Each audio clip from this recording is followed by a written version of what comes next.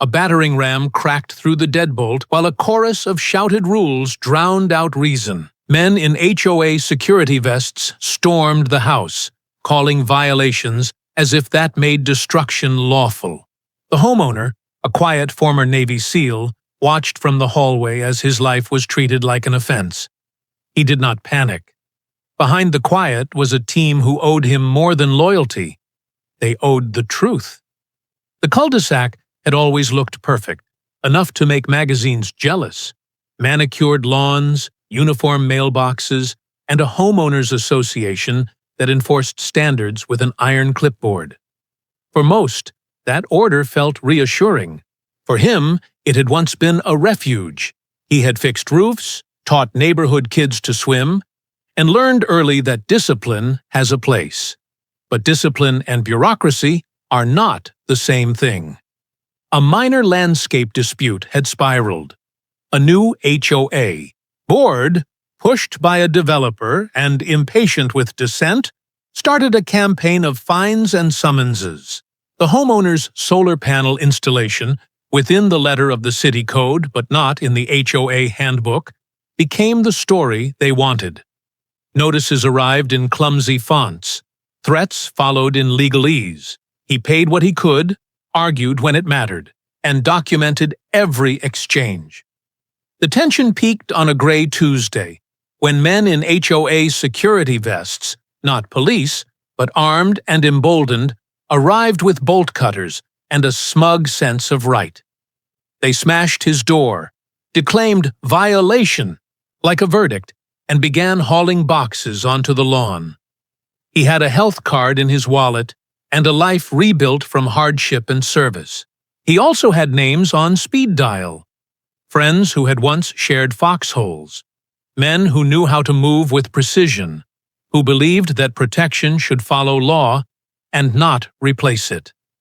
This was not about revenge.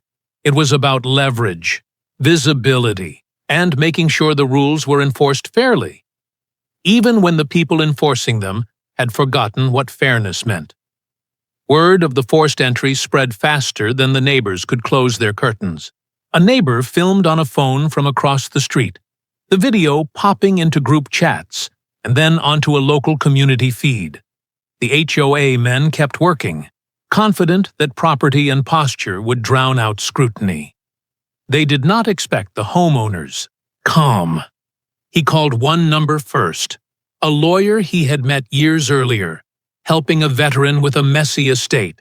The lawyer advised restraint and evidence. Then he called the others, not to bring fire, but to bring attention. Men who once trained under harsh conditions did not crave theatrics. They recognized when a moment required a steady hand and a spotlight. Within an hour, 2 of them arrived in plain clothes, not as a brigade, but as witnesses. They stood to the side, took in the scene, and made notes. They explained the situation to the homeowner in clear, efficient sentences and began to film the ongoing removal. No threats, no intimidation, just documentation and legal posture. The HOA president, flanked by security, used a megaphone to declare a summary of rules as if reciting scripture. He had the bylaws, the right to fine, and the illusion of righteousness. But the searing thing about power plays is how often they rely on isolation. When neighbors began stepping out of their homes, phones in hand, 2 uniformed city police cruisers rolled into view. Not because of threats, but because someone had called them to witness the procedure. The presence of law stirred unease among the HOA ranks. Tension ratcheted when the HOA attempted to confiscate a family heirloom packed in a box. One of the former SEALs, a careful man named Malik, positioned himself between the mower of boxes and the driveway. His voice measured as he read off the requests for proof and the homeowner's right to refuse seizure without a court order. The enforcement team bristled, their confident facade cracking. They had assumed they were acting with impunity. Instead, the act was becoming a public, legal event. Things could have ended in a brawl, but both sides had something to lose. Malik, aware of optics and the law, called over the lead officer and calmly handed him the homeowner's paperwork and the recorded notices. The officer, trained to observe rather than to participate in HOA politics, radioed in and asked for the association's complaint file. As the noon sun climbed, the crowd grew. Sympathetic looks, whispered questions, neighbors bringing chairs and evidence of their own minor disputes. The homeowner's little kitchen table, once a private place, became an impromptu council of witnesses. The real turning point was when a local reporter, tipped by the neighbor's clip, arrived and began asking questions into a microphone. The association's spokesperson, suddenly aware that a small scandal could balloon, retreated to the meeting room. The SEALs did not need to fight. They needed scrutiny, procedure, and the public record. In that late morning heat, the HOA men were exposed to a process they had not anticipated. Their actions catalogued in legal detail, their justifications parsed and disputed. The board convened in the clubhouse, the room smelling faintly of coffee and the authority that comes from having ruled without pushback. Malik and two others were requested to attend as witnesses. They entered with calm faces and cameras, the clang of their presence less a menace than a promise that this would be documented and lawful. The HOA president prided himself on procedure. Now he found the procedure turned against him. The homeowner laid out his case, permits from the city, written correspondence with the association, and a clear timeline showing an attempt at resolution that the board had ignored. The president attempted to rebut with fine notices and a partial chain of emails. Then the lawyer, quiet until now, presented a simple truth. An organization enforcing rules must itself follow its own rules and the law. The board had failed to provide proper notice for forced entry. They had violated city code by attempting to seize property without a court order. Their security contractors had used excessive force. The room grew smaller for them. Pressure came from all sides. The police confirmed that they had been monitoring and would forward their audio to Internal Affairs for review. The reporter had already promised to post a story within the hour. Neighbors handed over videos and witness statements. The homeowner's former team, disciplined and precise, remained a steady presence, not as enforcers, but as guardians of evidence and dignity. When the HOA president finally tried to call for an adjournment, the lawyer pointed out the legal consequences if they continued to harass residents. The board realized its advantage had evaporated. The president's voice, once booming, became a stammer.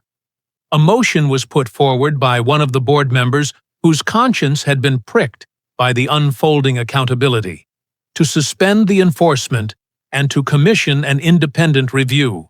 It passed, narrowly. The security contractor's badge number was taken down.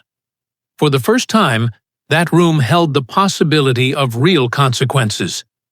In the days that followed, the story spread beyond the cul-de-sac into the city feeds, and then the local news. The HOA's heavy-handed tactics were examined by council. Their security contractor faced fines and a suspended license, and several board members resigned under pressure. The homeowner received an official apology, and the record showed that the forced entry had been unlawful. The court ordered an independent mediator to review the HOA rules, and a new policy required certified notice, city oversight for forcible actions, and an ombudsman for disputes. The small change in procedure would protect others from a repeat. As on ADB for the former SEALs, they returned to their lives, their intervention measured and legal. None sought praise. They had arrived because a man they respected had been wronged. They stayed to ensure the wrong was witnessed and corrected. The homeowner, who had once believed that strength meant silence, found a new confidence in speaking up and in the process. His yard was mended, The boxes were back inside, and the neighbors, once too intimidated to speak, began attending meetings, asking hard questions, and rewriting bylaws that had been weaponized. The final image that lingered in the town's memory was not of smashed wood or shouted orders, but of a small group of people sitting around a picnic table in the cul-de-sac, laughing while a mediator explained dispute resolution. The billionaire headlines and the dramatic footage could have simplified the moment into heroes and villains, but the truth was messier and better. Accountability had arrived not through vigilante justice, but through disciplined action, law, and community courage.